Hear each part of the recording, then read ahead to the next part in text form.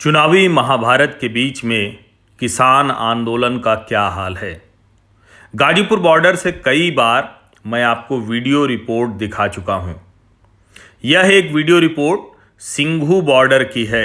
हमारे एक सामाजिक परिवार के सदस्य ने अपनी कार में से यह वीडियो जो केएमपी तक जाता है वो पूरा बनाया है। आप इस वीडियो को देखते हुए समझ जाएंगे कि अब अगर दिल्ली पुलिस जो बॉर्डर पर उन्होंने पूरी तरह से सीलिंग कर रखी है, अगर उसे हटा दें तो अब किसी तरह की कहीं कोई मुश्किल नहीं है।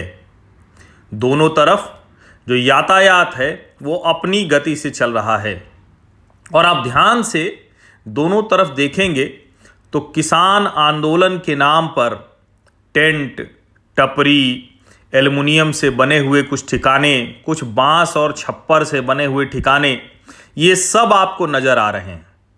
लेकिन यहां नहीं दिख रहा है तो वो जिनके लिए या कहें कि जिनके दम पर यह सब खड़ा करने का एक दावा किया जाता रहा।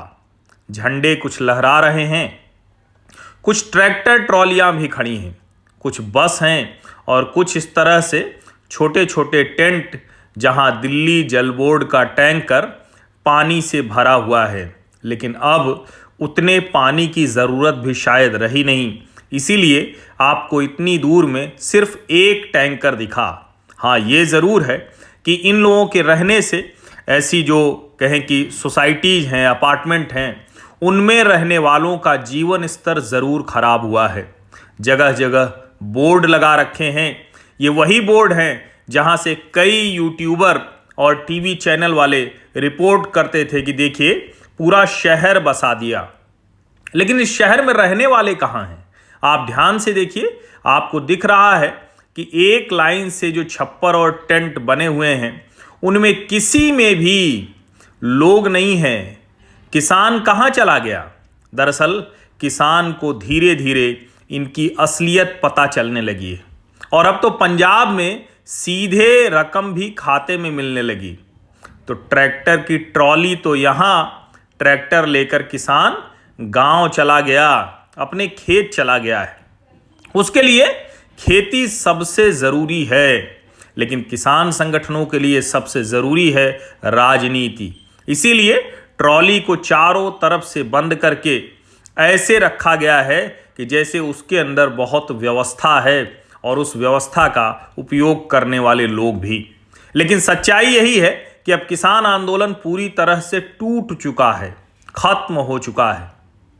और जैसे मैंने गाजीपुर बॉर्डर पर दिखाया था वही सिंघू बॉर्डर पर भी दिख रहा है।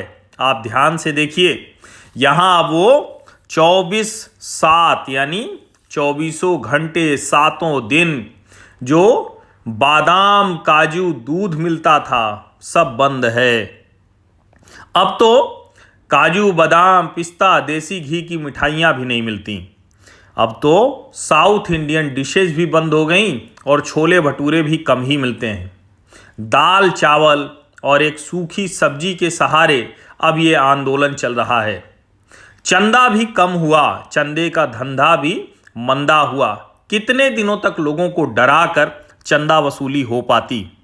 और आप सोचिए कि जहां खाने वाले कम होते थे, खिलाने वाले ज़्यादा होते थे, वो सब सामाजिक कार्यकर्ता, एनजीओ भाग खड़े हुए। और देखिए अब हम केएमपी पहुंचने वाले हैं। ये एक दूसरा रास्ता है। देखिए यहाँ भी ट्रैफिक एकदम दुरुस्त है। कुल मिलाकर सिंघू बॉर्डर हो, टिकरी बॉर्डर हो या फिर गाजीपुर बॉर्डर, आंदोलन पूरी तरह से खत्म हो चुका है। टेंट एकदम से खाली हैं, किसी में भी कोई किसान आपको नहीं मिलेगा।